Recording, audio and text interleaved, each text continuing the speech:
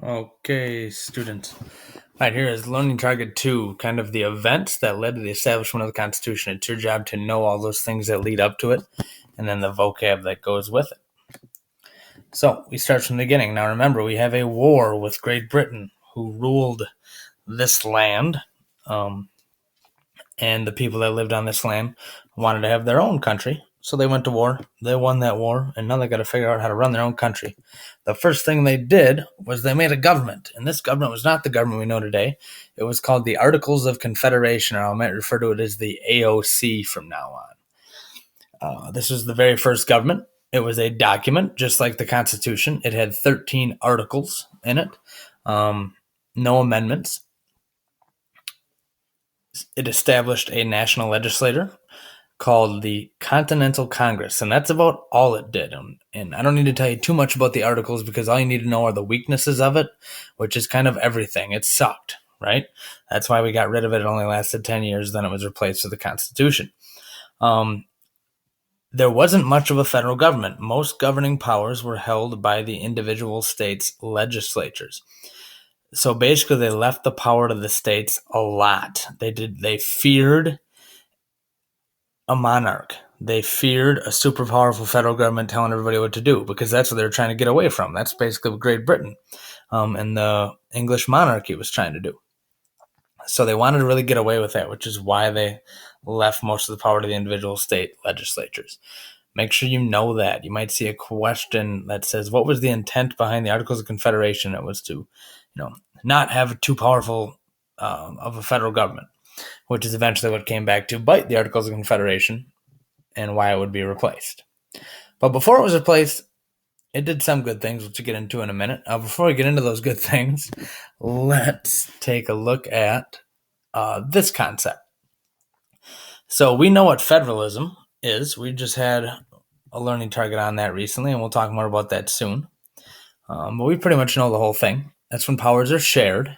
The other end of that is a unitary system, which is where one nation or one government controls the entire nation. Now, Japan has this. Most nations have this. Most nations have a unitary system, which is where it's just one national government that controls the whole nation.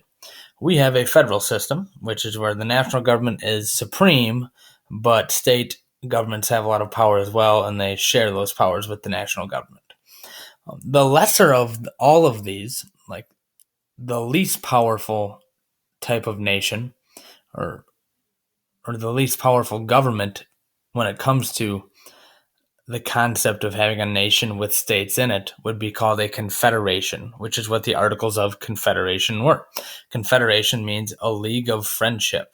And this is a nice visual here. So it's like all the states had their own government and they just kind of got along with each other. And that was the United States at the time. They were literally just a bunch of states who were united, as opposed to having a United States government that was big and bad like we have today. So as I said, there were some good things. The best thing that it did, and the one thing you need to remember, is it established the Northwest Ordinance, which basically organized all this land that we now enjoy, and more, all this stuff in the green here. And it said that those will be new states eventually. So it didn't want any of the actual states, like it didn't want Pennsylvania acquiring more territory and becoming larger. So it basically told the states, hey, the states, you need to leave this area alone. We're going to carve those up into new states someday.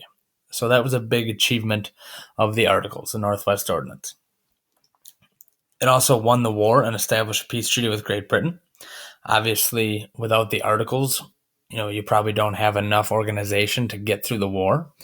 And then the Articles gave the federal government the power to establish treaties, and it did that with Great Britain. And in order to end a war, you kind of need a treaty.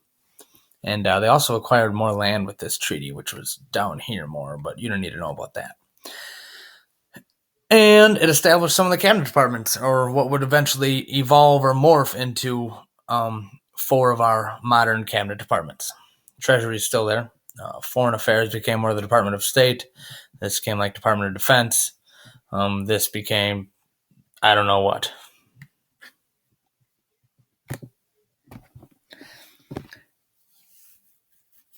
What do you think about this question? If you were paying attention, you should know that the answer is A, negotiate treaties. But that was about all the federal government could do. Remember, federal, national, same thing. So, what else could it do or could it not do that led to its demise? All of these weaknesses here led to all of these outcomes here. You should pause it and read through those. I'm not going to read through them. You definitely need to know all of these. That's very important. A couple more. Could not draft soldiers or really have a federal army, which is a big deal. It also had no national currency, which just led to some problems with commerce, obviously. So all these weaknesses eventually, came to fruition. I don't know if that's the right word, in the form of Shays' Rebellion. Think of this as like the match to the gasoline.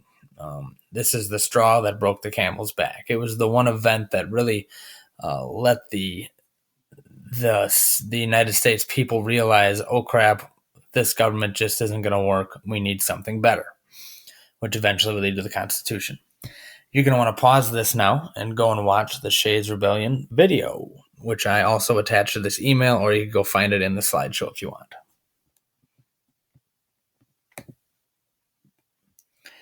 Nice little visual I picked up here.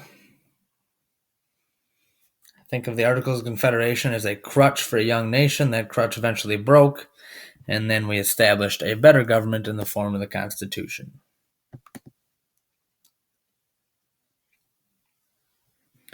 Good question here. Think about all those. We could list way more than 3 problems, right? We could list 1, 2, 3, 4, 5, 6, 7 problems. And I guarantee you're smart enough to think about what's in the Constitution that fixed every one of those. 3 problems, decentralized power. Then when you think about the second part of this FRQ, that do we still have decentralized or issues with decentralized versus centralized power today? What we mean by that is decentralized is like power to the individual states versus power to the federal government. This would be a tough one. We'll know more about environmental policy and we'll learn about the EPA, the Environmental Protection Act, which we'll learn about in a unit coming up where we talk about domestic policy.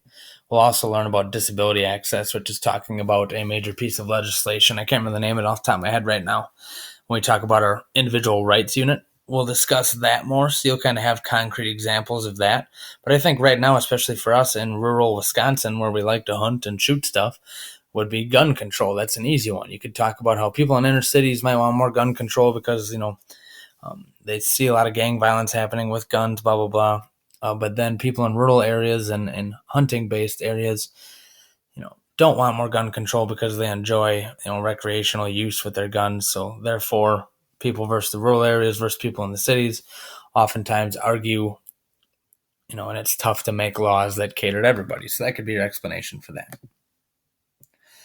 I'm going to stop this video now and then chunk the Constitutional Convention and the rest of Learning Target 2 in the next video, which I will title Video 2, which you can watch immediately.